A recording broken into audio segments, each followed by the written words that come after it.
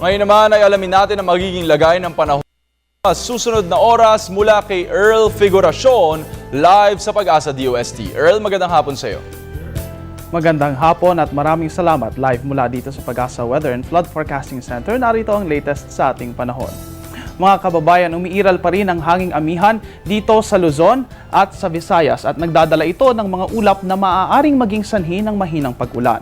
Samantala sa Mindanao naman ay nakikita naman natin na wala na ang trough ng low pressure area na kahapon ay nakakaapekto dito sa parting ito ng bansa. Makakaasa diyan ng pag-aliwalas ng panahon ngayong araw na ito.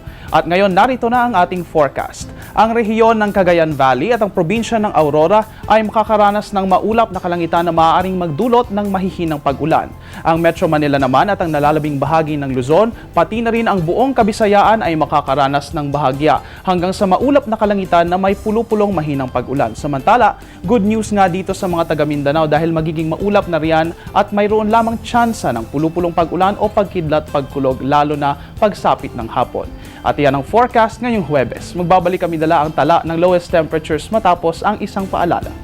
Mga kaibigan, malamig pa rin ang panahon dahil nga sa hanging amihan. Ngunit kumpara sa mga nakaraang linggo ay bahagya ng umiinit. Gayunpaman, tignan natin ngayon kung anong mga lugar sa Pilipinas ang mayroon pa ring mababang temperatura. Narito ang temperature check mula sa Pag-asa DOST.